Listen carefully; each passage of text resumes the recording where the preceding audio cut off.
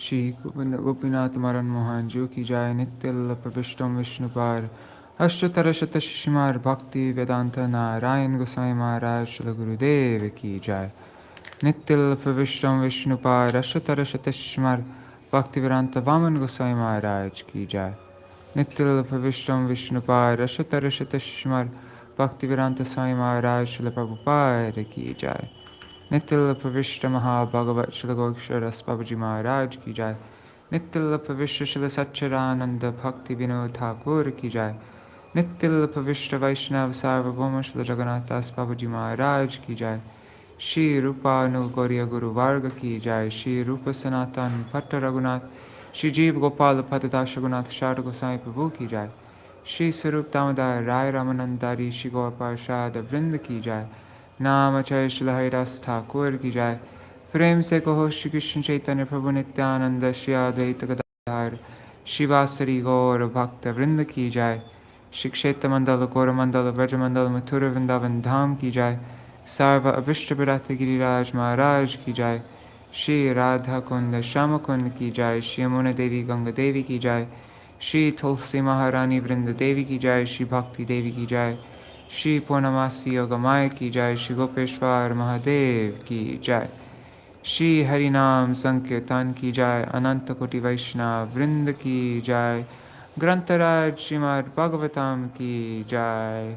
श्री निताय गौर प्रेमानंदे हरि हरि बोल।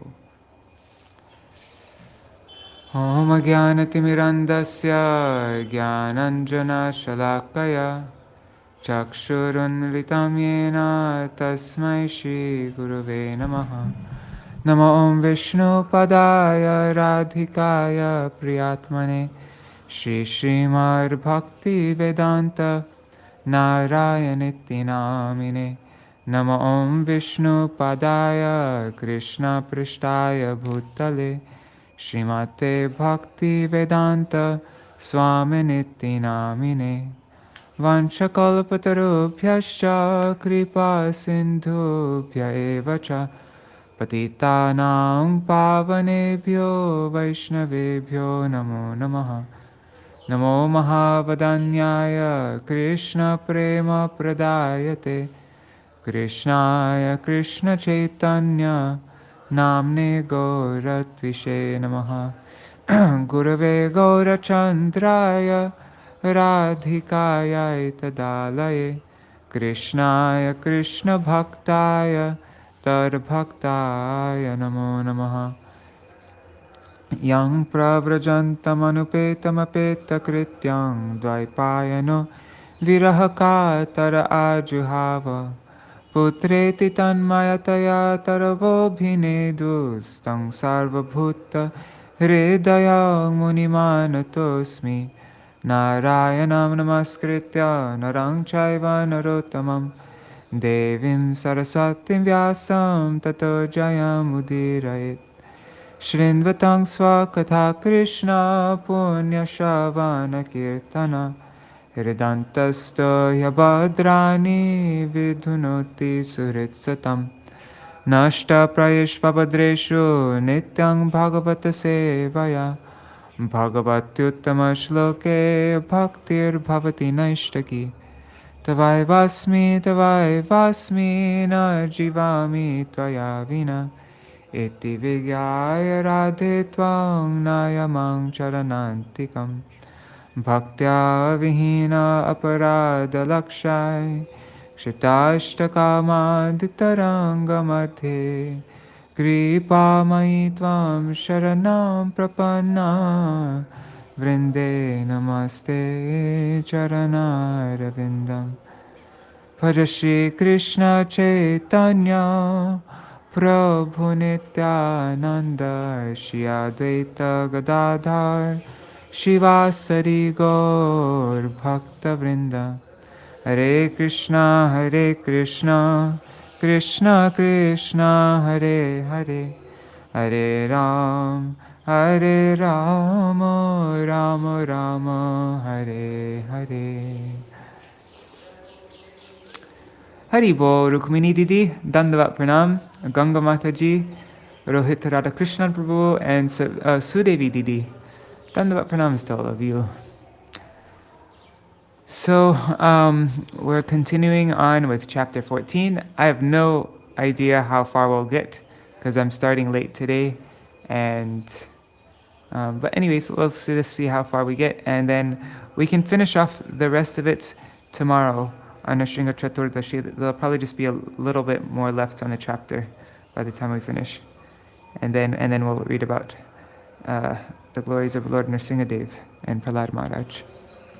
So chapter 14 of Uddhava-gīta, that's, what is that? That's chapter, oh yeah, I was going to read this. Anyways, okay. Maybe I should do that today. That's what I said I was going to do, isn't it? No, I said I was going to read this after the... anyways, whatever, let's just start. Pure devotional service surpasses knowledge and detachment. Chapter 14. Okay. So I'm going to read the translations up to where we read yesterday. Sri Uddhava said, "My dear lotus-eyed Lord, the Vedic literature, which constitutes your divine orders in terms of positive and negative injunctions, focuses on the good and bad qualities of work. The Vedic literature creates the divisions of Varna and Ashram, and describes the good and bad qualities in relation to mixed marriages, called Pratiloma and Anuloma, according to time, ingredients, place, and age. The Vedas also reveal the existence of heaven and hell, which are certainly the products of piety and sin. Without differentiating between pious and sinful acts, how can one understand your instructions in the form of the Vedic literature, which orders one to act piously and forbids one to act sinfully? Without such authorized Vedic instructions, which ultimately award liberation, how could human beings achieve the perfection of life?" And why is Uddhav asking this? Let's see in the...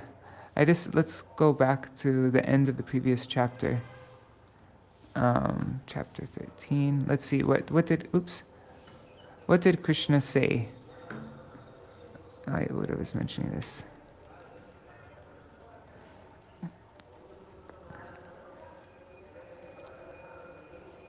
Maybe it's too far back to find.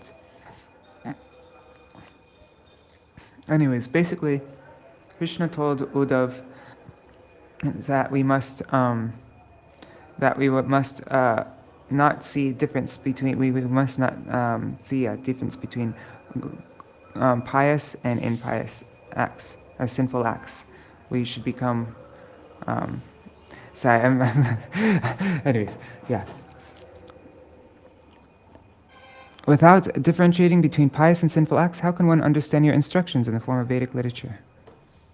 My dear Lord, Vedic literature in the form of your orders is the best evidence for understanding things beyond our experience, such as liberation, the attainment of the heavenly planets, and knowledge of the ultimate goal of life. For this reason, it is imperative that the forefathers, demigods, and human beings consult the Vedic literature. My dear Lord, the distinction between piety and sin comes from Vedic knowledge, which emanates from you, and does not arise by itself. If it is seen that the same Vedas discredit attempts to distinguish between piety and sin, then surely there will be chaos. The Supreme Lord said, "My dear Uddhav, because I desire ultimate welfare for human beings, I created 3 kinds of yoga, or paths of advancement. These 3 kinds of yoga are Jnana Yoga, Karma Yoga, and Bhakti Yoga. Besides these 3, there is no other means of elevation. Jnana Yoga is recommended for those who have seen the futility of material existence and thus want to become detached from fruitive activities. Karma Yoga is recommended for those who are fond of sense gratification, failing to understand the great distress that accompanies fruitive work. Somehow or other, if one develops faith in hearing and chanting my glories, by good fortune being neither very disgusted with nor attached to material life, he should try to achieve perfection by following the path of loving devotion to me, This is the very famous verse, Yadrichaya matkatado jata shadhastuya puman na nirvinno nati sakto bhakti yogo sasiddhidha.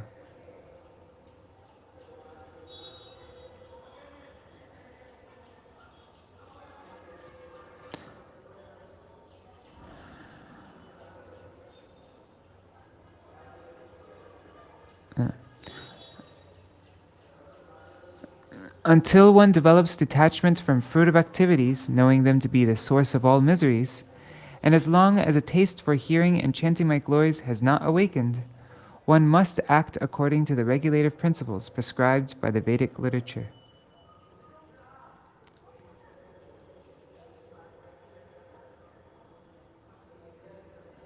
My dear Uddhav, one who executes his occupational duties and worships the Lord by the performance of sacrifice, while not desiring to enjoy the fruit of results, and who avoids forbidden activities, will not have to spend time in the heavenly or hellish planets.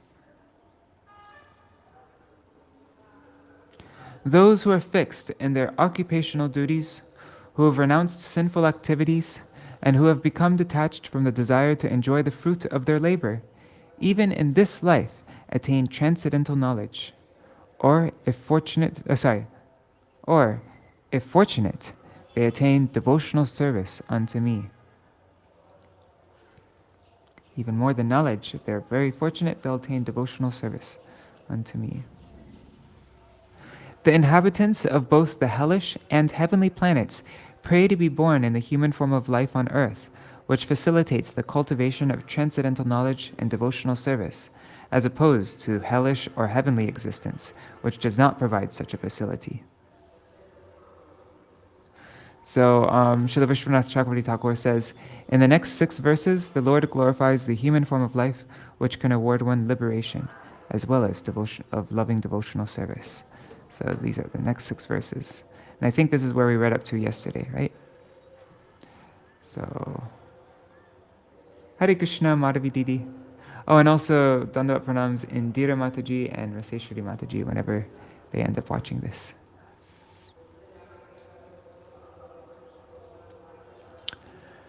Na nara swargatim kankshen narakim va vichakshana nemam lokam chakanksheta deha veshat pramadyati. One who is intelligent should not desire promotion to the heavenly planets, nor residence in hell. One should also never become complacent, being satisfied with his human existence, because by such absorption in the bodily conception of life, one fails to attain his own self-interest. Sārārtha-darśinī commentary by Śrīla Viśvanātha Cakravartī Ṭhākura. One who is actually wise after receiving the rare human form of life should not engage in other pious or sinful activities that will ultimately lead him to heavenly or hellish conditions of life. One should also not desire to remain comfortable on this earth. After all, if one is too attached to his material body, it will be very difficult for him to remain fixed in devotional service. Gauḍīya Bhāṣya. An intelligent devotee desires neither heavenly pleasure nor hellish suffering. Even though he may enact the pastime of possessing a gross and subtle body and travel to various planets, he is not contaminated by material desires. It's Gauḍīya Bhāṣya by Śrīla Bhaktisiddhānta Sarasvatī Gosvāmī Prabhupāda. Etad vidvan pura mrityor abhavaya ghatetasa apramatta idam gyatva martyam apyarta siddhidam. Although this human body can award one liberation from material existence, one should know that it is still subject to death. Therefore, one should sincerely endeavor for attaining the perfection of life before death arrives. Sārārtha-darśinī. The human body is a great asset because it can award one the ultimate goal of life. Knowing this perfectly well, one who is learned should relentlessly try to liberate himself from material existence before the end of life. Although the human form of body can award one the ultimate perfection of life, It is perishable, just like any other body. Gauḍīya Bhāṣya. Because the human form of body helps one attain the supreme destination, an intelligent person invites his own auspiciousness by renouncing the spirit of material enjoyment before reaching the end of life. Chedyamanam yamar etai krita nirdam vanaspatim khagaksva ketamutsrija kshemam yati yalam pata. It is seen that a bird sometimes is forced to leave the tree where it has made its nest when the tree is cut down by heartless men who thus resemble Yamaraj, the Lord of Death. Still, being unattached, the bird can find happiness somewhere else. Oh my God, this is so relevant to me, this verse. I'm going to save this, sorry, 1 second.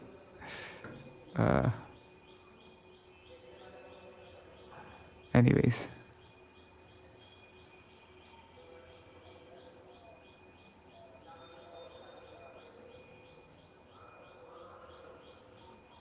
Okay, Sārārtha-darśinī commentary. The Lord herein gives a practical example of how one can give up attachment for his material body. The bird may live happily in its nest, but when it sees that the tree is being cut by some people who are as cruel as Yamaraj, it leaves the nest without remorse. In the same way, one should not become attached to the tree of the material body.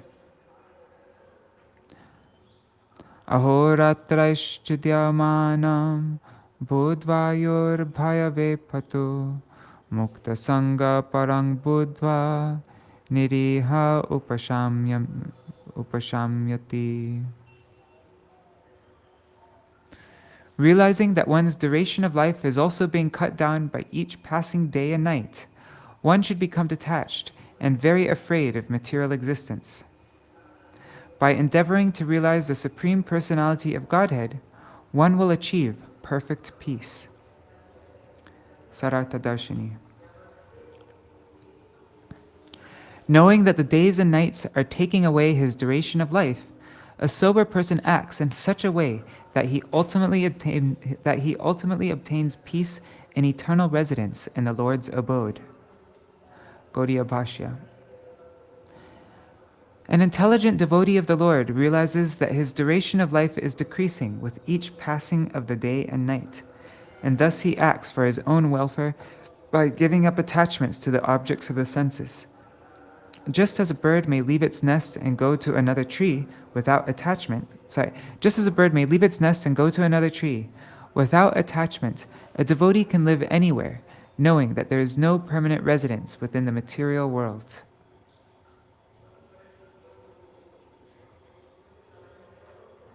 Instead of working hard to improve his situation more comfortable within this temporary material existence, a devotee dedicates himself to going back home, back to Godhead, where life is eternal. It is only in the spiritual world, where there is no influence of the three modes of material nature, that one can attain everlasting peace.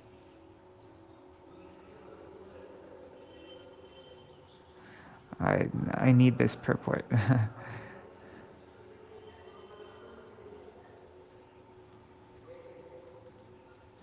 There. Oh, wow, we finally come to the verse. The very, very famous verse. Nridehamadhyam sulabham sadurlabham plavam sukalpam gurukarnadharam mayanukulena nabhasvateritam puman bhavabdim natarit sa atmaha. The human form of life, although very rarely achieved, is automatically awarded to the conditioned soul by the laws of nature. The human body can be compared to a boat, having the spiritual master as the expert helmsman, and my instructions as the favorable breezes. One who does not utilize his human One who does not utilize his human birth for crossing over the ocean of material existence is certainly a killer of his own soul. Wow. Okay, so maybe like Rukmini Didi was suggesting yesterday, maybe I can end a little bit earlier today and we can sing the song Ke Jabi Bhai, Bhava Sindhu Par. Or maybe we can sing it after this right now. That's a good idea, right? We can take a little kirtan break. Sārārtha-darśinī. Alas, one who is unfortunate may unexpectedly receive a touchstone, but then throw it away. This principle is being explained herein. This human form of body is like a touchstone that can fulfill all desires. Human life is obtained after going through many millions of births and deaths. Only out of good fortune does a living entity receive the human form of life. The human body is compared to a plava, or a boat, and the spiritual master is the helmsman who can expertly take one across the ocean of material existence. The instructions of the all-merciful Supreme Personality of Godhead are compared to favorable breezes, and by accepting them, one can quickly cross to the other side of material existence. This principle is also applicable to the Jnanis. Gauḍīya Bhāṣya. The human form of body is the only vehicle for a living entity to attain the ultimate goal of life. After many births and deaths, one who is fortunate attains the human form of life. The spiritual master, who is expert in the cultivation of God consciousness, acts as the boatman to take one across the ocean of material existence. The favorable wind in the form of the Lord's mercy guides the boat of the human body as he traverses the path to perfection. One who does not know that his body is a boat, that the spiritual master is a boatman, and that the Lord's instructions are a favorable wind, that person certainly invites his own ruination by becoming the killer of his soul.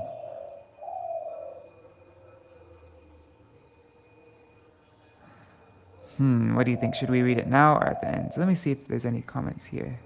Oh, wow. Hare Krishna Raj Bhuvan Yadav ji.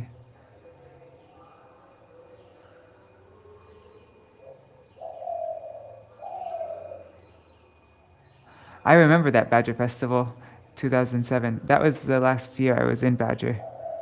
But my Gurudev said, I will tell things I've never told before. We will go through the 11th canto, the teachings of the 9 Yogendras to Nimi Maharaj. I've never spoken on this before. You must absorb the teachings of the 11th canto to be able to enter into the 10th canto.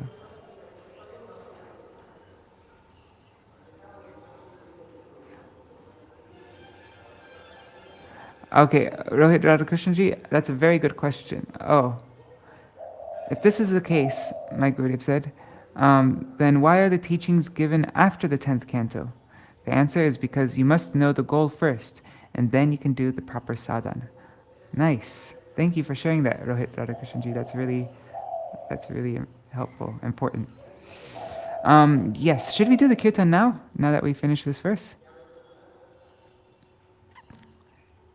Yeah, let's do it. And then I'll know when to end, otherwise. Okay, let me just find it really quick.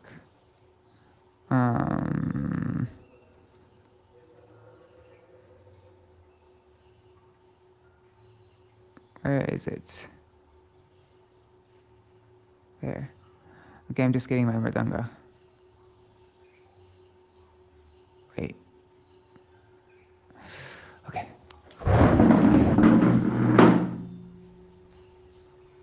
Oh, Krishna.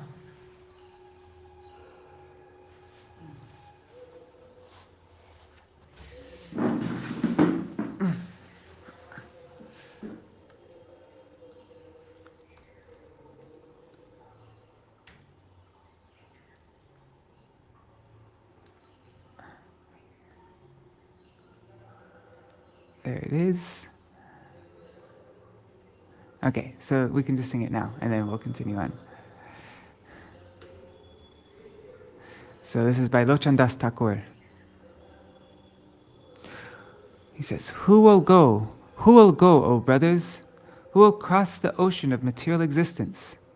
This age of Kali is blessed due to the descent of Sri Chaitanya. A free ferry boat operates at the port of my Gauranga. Even the old, the blind, and the crippled are crossing over. Harinam is the boat, Shri Guru is the helmsman, and the upraised arms of the Sankirtan party are the oars. All jivas are crossing over by the favorable winds of prem. Only Lochan Das, due to his own fault, has been left behind.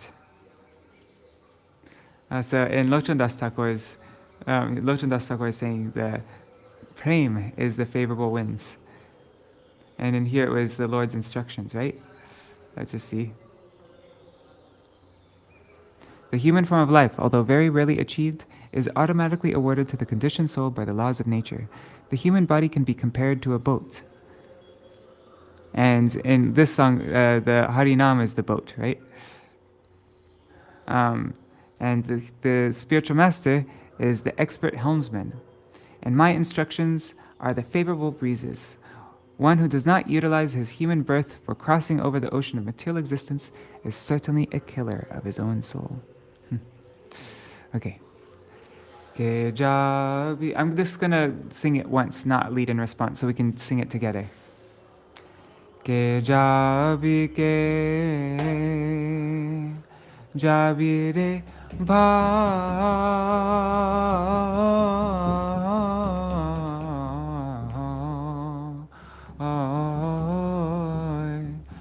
Bhava Sindhu Param. I'll do lead in response, why not? Ke jabi re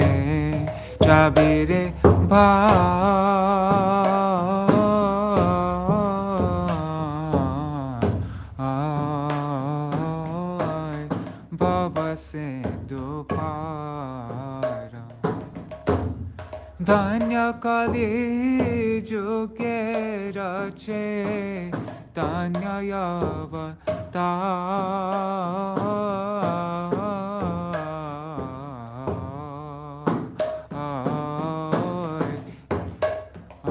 Jabi Bhava Param. Dhanya Kali Juge Rache Dhanya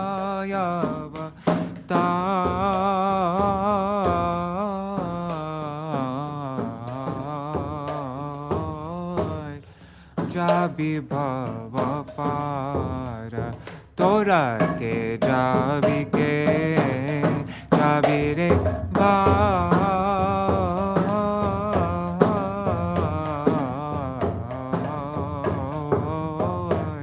Bhava Sindhu Param. Amar Gaurangir Ghate Adan ke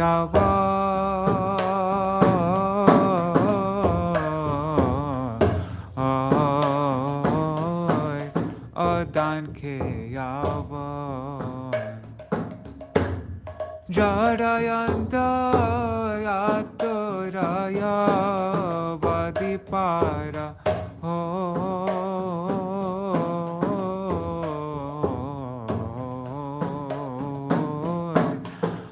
Vadipara Hari Namer Nokha Karni Shri Guru Kandari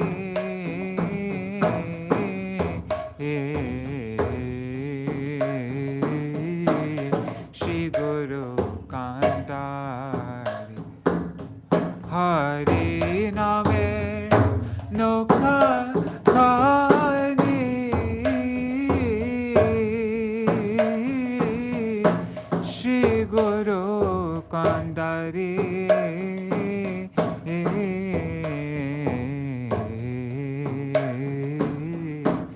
Shri Guru Sankirtana Keroyal Dubaho Pasari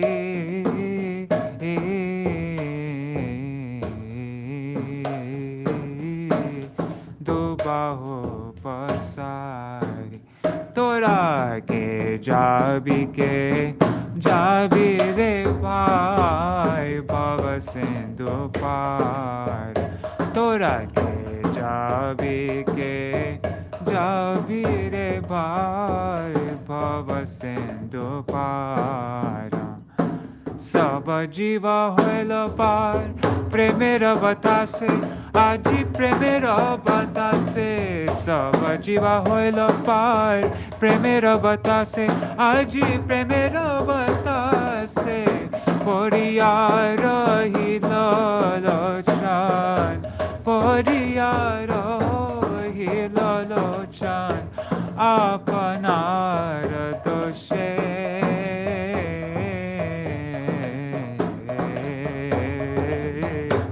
Apanar dosh Aporiya rahila lochan Apanar doshe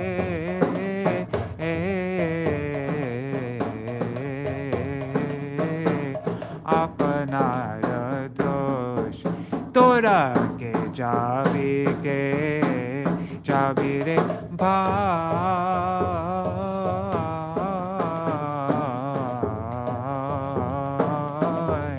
bhava sindhu para Dhanya kale juge rache tanya yavatar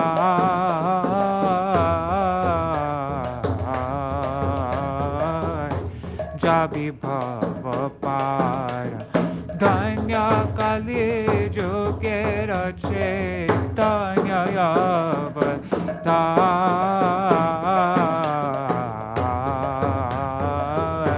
jabi bhava para Tora ke jabi re bhai bhava sindhu para Jaya Sachinandan Gora Hare Sachinandan Jaya Gora Hare Jaya Sachinandan Gora Hare Sachinandan Jaya Gora Gora He Gora He Gora He Gora He Gora He Gora He Gora He Gora He Jai Sachinananda Jai. Okay, now we resume with our reading. 1 second, I forgot to check the mic. Hopefully it wasn't my MacBook speakers. Okay, good, it was. All right, so now we continue on.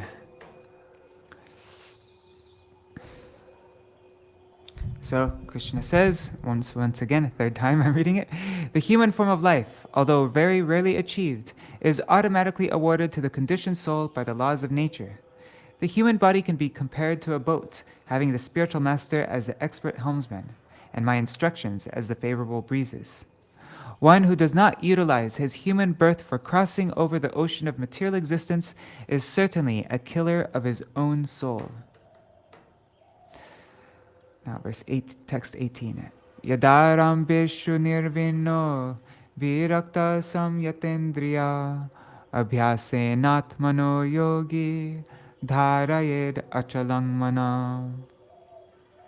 When a yogi becomes disgusted and hopeless after many endeavors for material happiness, and thus completely controls his senses and develops a mood of detachment, he should fix the mind in transcendence without deviation.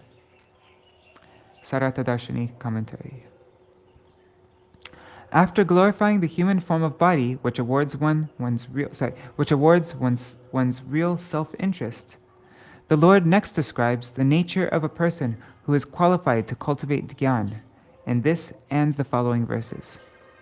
One naturally becomes full of anxiety as a result of experiencing the distress that is born of material activities. If he receives the good instructions of the Lord or his devotee, he can develop a mood of detachment. Gauḍīya Bhāṣya. The mind of a conditioned soul is always restless and eager to direct the senses toward their objects. When one develops detachment from material enjoyment, which simply awards various miseries as a result of his own experience, he will naturally want to control his senses so that his mind will gradually become peaceful. By cultivating Krishna consciousness, one realizes his constitutional position and thus surpasses the platform of temporary material enjoyment as his heart becomes completely purified. Dharyamanam manoyarhi brahmyar ashvanavastitam atandrito nurodhena margenatma vasham nayet. When one is endeavoring to free himself from material existence, the restless mind should always be brought back under control by adhering to one's prescribed path. This is important for me right now. Sārārtha-darśinī. When one first tries to control his mind, it can be very difficult. Due to past habits, the mind may become twice as restless when one tries to restrict it from material enjoyment. The urge for material enjoyment is so strong that the mind easily becomes carried away by such thoughts. In such a situation, one should control the mind by allowing it to have a little gratification in a way that is not contrary to religious principles. That is such an interesting commentary. I'm saving this one. Come on, move forward. There. Gauḍīya Bhāṣya. Because the conditioned soul has a natural tendency to enjoy sense gratification, it is inevitable that his mind will become restless when controlled. The best thing is to divert the functions of the mind from one's personal sense enjoyment to the service of the Supreme Personality of Godhead while following the regulative principles. In this way, if one cultivates Krishna consciousness, his mind will automatically be controlled. Okay. I need to check the translation of this one though, because it's so interesting. Anyways, I'm talking about Śrīla Viśvanātha Thakur's commentary here. Okay.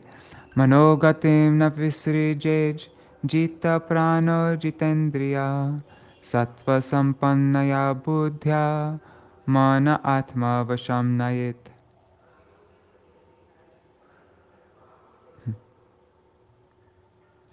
One should never allow the minds to go outside the quest for spiritual advancement.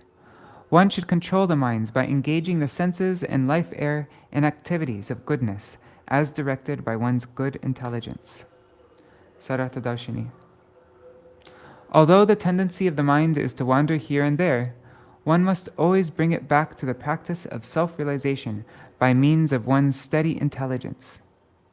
If the mind is always engaged in the activities of Krishna consciousness, it will be restrained from thoughts of sense gratification.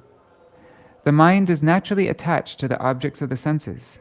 So unless one is careful to control the mind, advancement on the path of self-realization will be hampered. Gauḍīya Bhāṣya.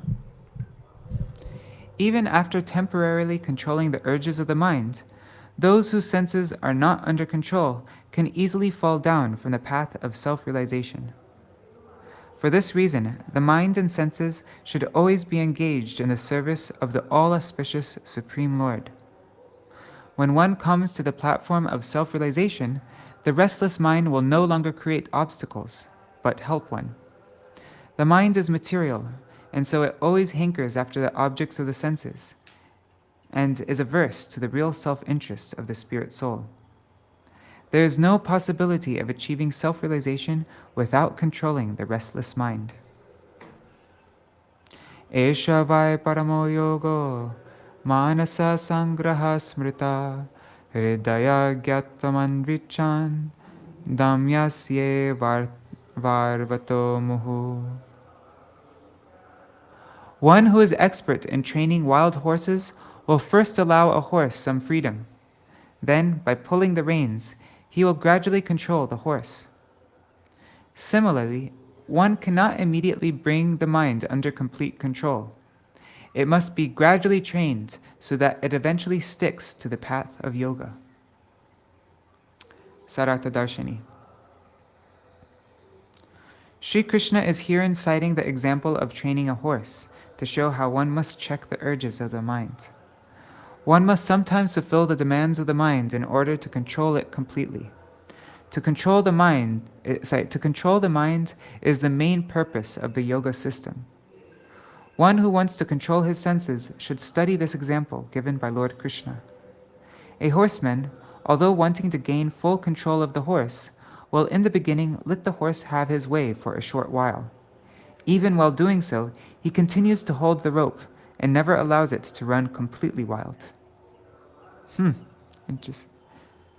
Gauḍīya Bhāṣya.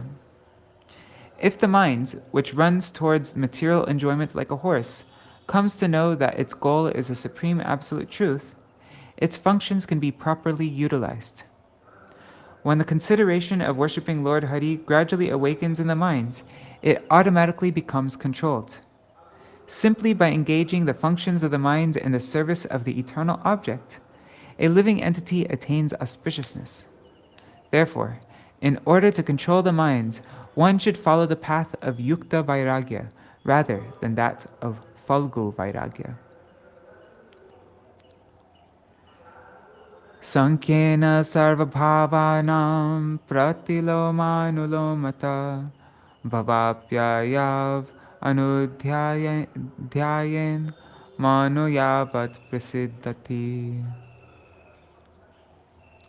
Until one's mind is firmly fixed in the absolute truth, he should carefully observe the temporary nature of all material objects, from the Mahatattva down to the gross material body.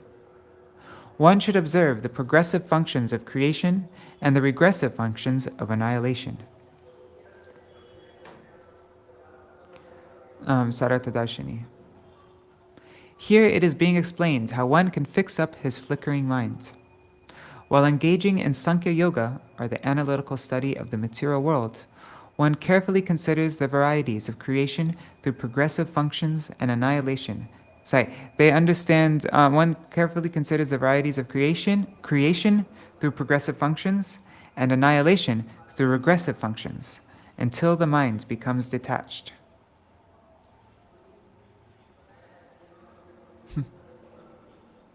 Gauḍīya Bhāṣya. One should very carefully study the processes of creation and destruction forever being carried out in the material world, so that the mind can become steady on the path of self-realization. Wow, I like that. There's actually a good result of studying this process of creation and destruction. The mind will become steady on the path of self-realization. Nirvinnasya viraktasya purushasya vedina manastya jati doryatmam chintitasyanuchintaya. When one finally becomes disgusted with the temporary, illusory nature of this material world and thus achieves a state of detachment, his mind, being guided by the instructions of his spiritual master, gradually gives up his false identification with matter. Sārārtha-darśinī. The phrase Ukta Vedina refers to those who take pleasure in discussing the instructions received from the spiritual master. Gauḍīya Bhāṣya. Human beings are beset with varieties of miseries when the propensity for material enjoyment is strong due to a lack of spiritual cultivation. When the mind is engaged in the cultivation of Krishna consciousness, it protects one from becoming absorbed in the bodily conception of life. The renunciation of false pride due to identification with the material body certainly goes a long way to curb the restlessness of the mind. Thus, one should elevate one's thinking to the eternal platform by carefully receiving the instructions of the Lord's representative, the spiritual master.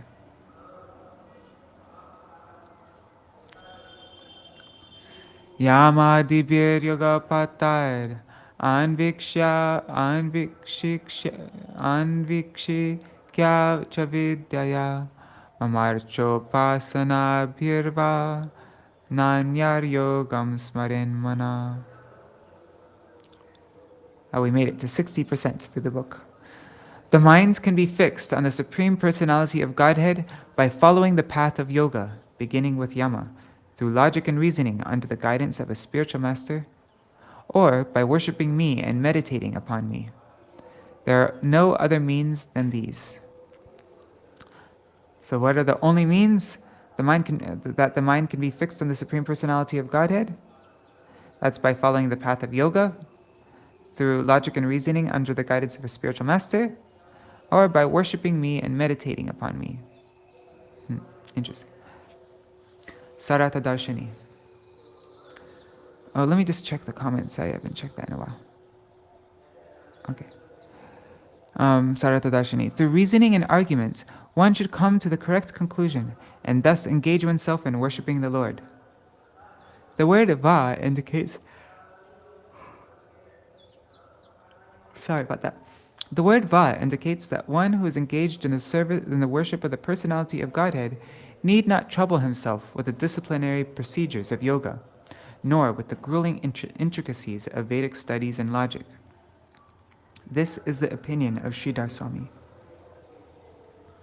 Gauḍīya Bhāṣya.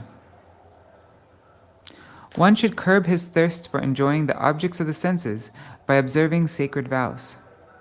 One should give up the mentality that he is the enjoyer by worshipping the deity of the Lord according to the prescribed rules and regulations, and meditate on the Supreme Lord without deviation. One's realization of his relationship with the Supreme Lord gradually becomes established by observing Ekadashi and chanting the holy names of the Lord. When one is situated in his constitutional position as a servant of the Supreme Lord, his thirst for enjoying the fruits of his activities diminishes as his mind distances itself from the thoughts of material enjoyment. Cultivating an inclination toward the service of the Supreme Lord is the only way to curb the restless mind. One should worship the deity One should worship the deity throughout the day, so that his mind will always remain engaged in remembering the Lord.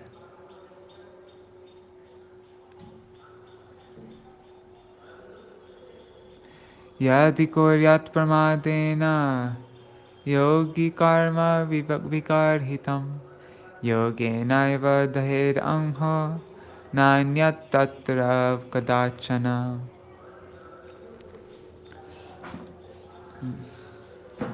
If a yogi, due to carelessness, performs some abominable activity, he should nullify the sinful reaction simply by continuing his engagement in yoga. He need not undergo severe penance or adopt some other method to purify himself. Sārārtha-darśinī. The question may arise that if one who is detached from material life, along with its prescribed duties, by chance commits a sinful act, then how can he be freed from the reaction of sin without undergoing atonement, which is the prescription of the Karma Kanda sections of the Vedas? The answer is given here, that simply by continuing his practice of yoga, all sinful reactions will be burned to ashes. Sridhar Swami has said that for a devotee, all reactions of sinful activities can be nullified simply by hearing and chanting the holy names of the Supreme Lord. It is stated in the 6th canto of Srimad Bhagavatam, chapter 1, verse 15. Kechit kevalaya bhaktya vasudeva parayana aghang dhunvanti kartsnena niharam iva bhaskara.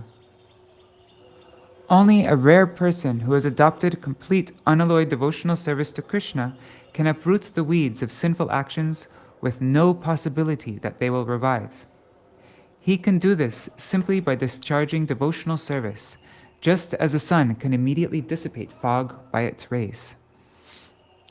Elsewhere in the Srimad Bhagavatam 11.5.42, it is stated, Sapadamulam bhajata priyasya tyaktanya bhavasya hari paresha vikarma yachchot patitam katanchir dhunoti sarvam hridhi sannivishta. One who has thus given up all other engagements and has taken full shelter at the lotus feet of Hari, the Supreme Personality of Godhead, is very dear to the Lord. Indeed, if such a surrendered soul accidentally commits some sinful activity, the Supreme Personality of Godhead, who is seated within everyone's heart, immediately takes away the reaction to such sin. The word yogi in this verse refers to both the Jnana yogi and the Bhakti yogi. I'm guessing that's Sārārtha-darśinī. Gauḍīya Bhāṣya. The activities of the conditioned souls are of two kinds, pious and sinful. If an honest person accidentally commits some sinful activities, the reactions to those sins can be counteracted simply by engaging in the service of the Supreme Lord. There is no need for a devotee of the Supreme Lord to undergo atonement as a separate endeavor. Oh, I think this is a famous verse. I don't know. It looks familiar though. Sve sve dhikarya nishta saguna parikirtita karmanam jatashuddhanam anena niyamakrita guna dosha vidhanena sanganam tyajanichaya. For an aspiring transcendentalist, the sincere observance of his practice constitutes piety, and the neglect of his spiritual practices constitutes sin. With this understanding of good and evil, one should detach himself from the activities of sense gratification by a sincere practice of his discipline.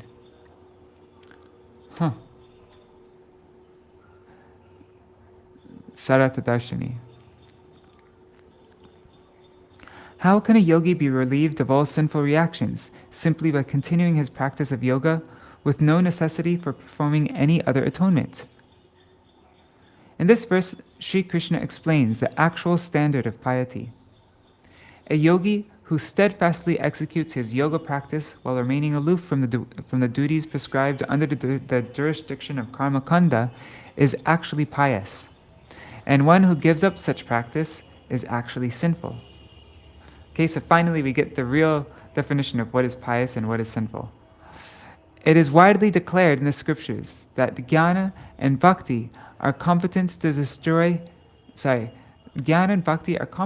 destroy all kinds of sinful reactions, so that jnanis and bhaktas are never required to undergo atonement as a separate endeavor. If one does so, he commits two faults: the fault of giving up his prescribed duty and the fault of adopting another's duty. Actually, all classes of transcendentalists, and especially devotees, are devoid of the personality to commit sinful activities. Even if by chance they do so, the powerful purifying effects of the respective processes destroy their sinful reactions without difficulty. It is the verdict of the Vedic literature that one is prohibited to see the apparent faults of one who is continuously engaged in the devotional service of the Lord, even if he accidentally commits sinful activities. A devotee is situated in the transcendental position, and so he does not possess material qualities, nor is he subjected to considerations of material sins or piety. Because jnanis are supposed to be firmly situated in the mode of goodness, they also are considered to be beyond the influence of the baser qualities of passion and ignorance. On the other hand, karmis are by nature impure, so that the karma kanda sections of the Vedas prescribe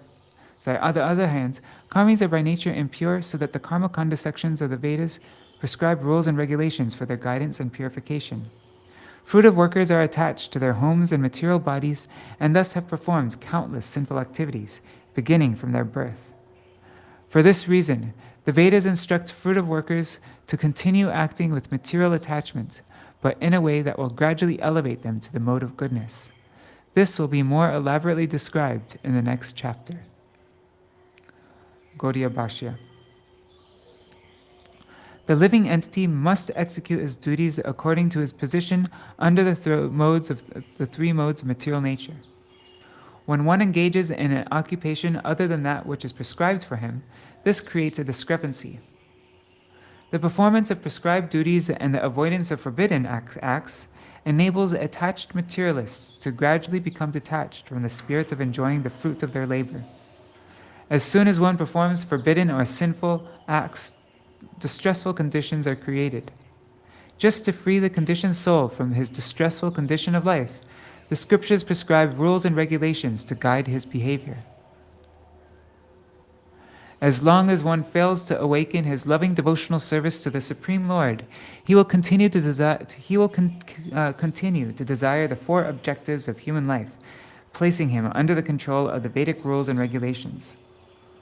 When one is fully engaged in a process of transcendental realization, however, the mundane conceptions of good and bad no longer apply.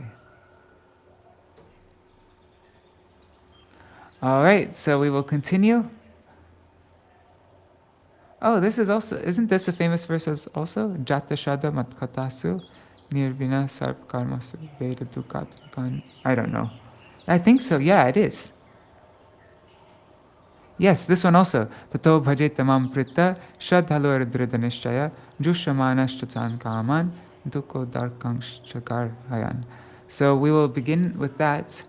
I don't know if we should read, maybe we should just read about Nrsimhadev tomorrow, and then we can continue day after tomorrow.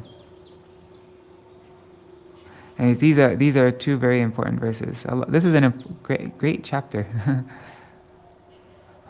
All right. So now we're going to sing, I'll do Jaidvani and then we'll sing Keshavashtakam.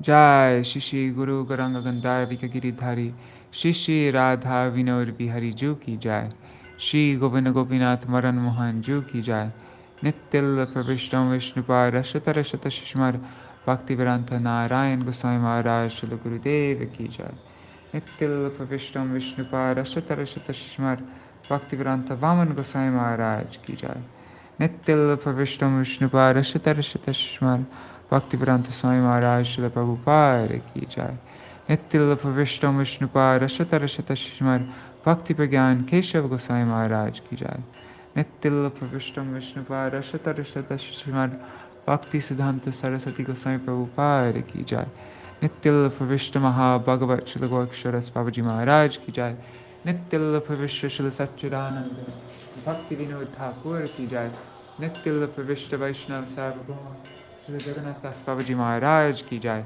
Shri Rupa Nugagoriya Guru Varga Ki Jai Shri Rupa Sanatan Bhatta Raghunath Shri Jiva Gopala Bhatta Dashagunath Sharda Goswami Prabhu Ki Jai Shri Sarup Damodar Rai Ramanandari Shri Gaur Parshad Vrinda Ki Jai Naam Acharya Śrīla Haridas Ṭhākura Ki Jai Prem Se Kaho Shri Krishna Chaitanya Prabhu Nityananda Shri Advaita Gadadhar Shivasari Gaur Bhakta Vrinda Ki Jai Shri Kshetra Mandala Gaura Mandala Vraja Mandala Mathura Vrindavan Dham Ki Jai Sarva Abhishta Pradata Giriraj Maharaj Ki Jai Shri Radha Kunda Shama Kunda Ki Jai Shri Yamuna Devi Ganga Devi Ki Jai Shri Tulsi Maharani Vrinda Devi Ki Jai Shri Bhakti Devi Ki Jai Shri Purnamasi Yogamaya Ki Jai Shri Gopeshwar Mahadev Ki Jai Shri Harinam Sankirtan Ki Jai Ananta Koti Vaishnava Vrinda Ki Jai Shri Nitai Gaur Shri Uddhava-gīta Ki Jai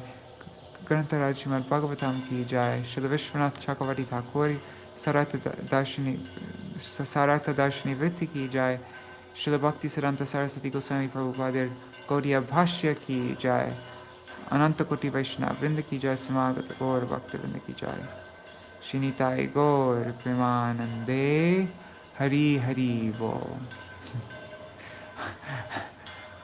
These past few days, maybe like 4 days, I've been, God, it's been a really strange time.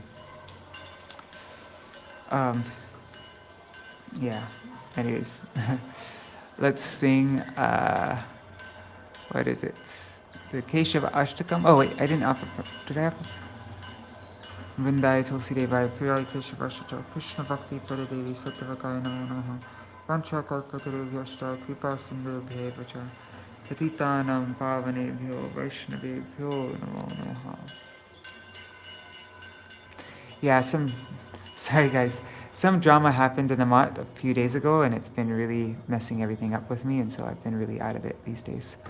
All right, so let's begin. Where is it?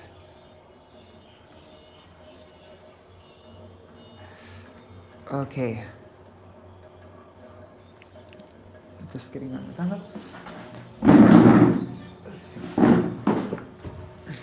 Shri Keshavashtakam by Śrīla Rupa Gosvāmī.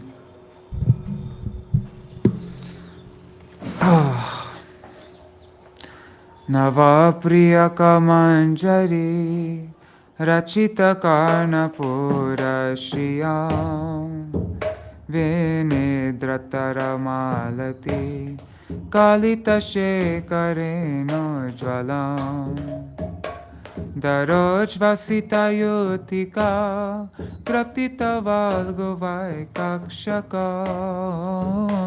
Bhaje Vijainam Bhaje Vipina Deshata Keshavam Pishangi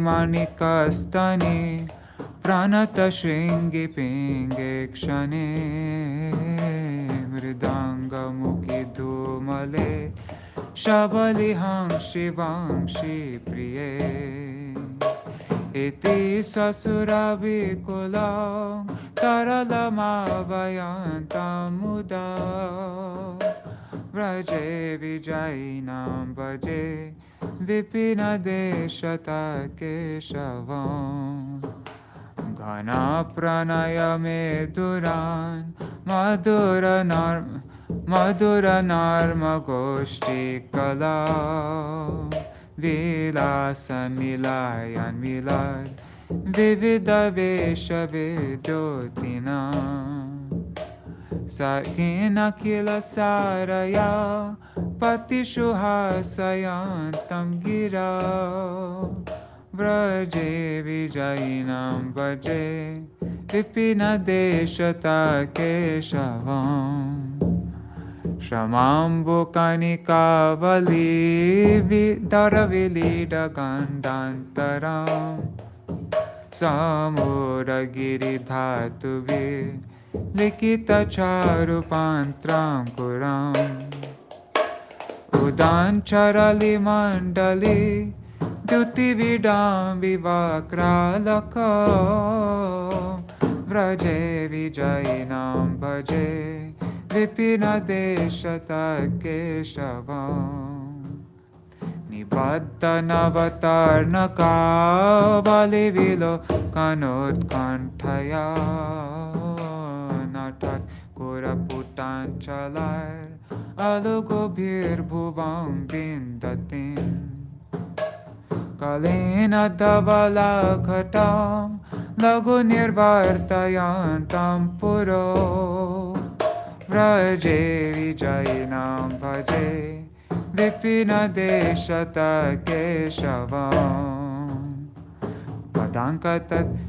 Padankatati Birvaram Virachayantam Advashriyam Chalat Tarala Naichiki Nichaya Dhuli Dumras Rajam Marulla Hari Chanchali Krita Dukula Chudanchalam Braje Vijainam Bhaje Vipina Deshata Keshavam Vilasa Murali Kala Dvani Birullasan Manasa Shanara Kila Ballavi Pulakayantamantargihe Mohor Vidadatang Hridi Pramuditancha Goshteshwarim Vraje Vijainam Bhaje Vipina Deshata Keshavam Upeta Pati Sundari Tati Bira Bira Vyarchitam Smitam kurakaram pitai, natarapanga bhangi shatai. Stanastava kasancharan, nayana chanchari kanchalam. Praje vijayinam bhaje, vipina deshata keshavam. Idam nikila ballavi, kula mahotsavo lasanam. Kramena kilaya puman, patati shushtu padyashtakam. Tam ujvala diyam sada, nija padaravinda dvaye. Ratim dadada chanchalam, sukayatar vishakha sakam. Raje vijayina bhaje, vipina deshata keshavam. Raje vijayina bhaje, vipina deshata keshavam. Hare Krishna, Krishna Krishna, Hare Hare, Hare Ram, Ram Ram, Hare Hare. Hare Krishna, Krishna Krishna, Hare Hare, Hare Ram, Ram Ram, Hare Hare. Hare Krishna, Krishna Krishna, Hare Hare, Hare Ram, Ram Ram, Hare Hare. Hare Krishna, Krishna Krishna, Hare Hare, Hare Ram, Ram Ram, Hare. Hare Krishna, Krishna Krishna, Hare Hare, Hare Rama, Rama Rama, Hare Hare. Nitai Gaur, Hari Bol, Hari Bol, Hari Bol. Nitai Gaur, Hari Bol, Nitai Gaur, Hari Bol, Hari Bol, Hari Bol, Hari Bol.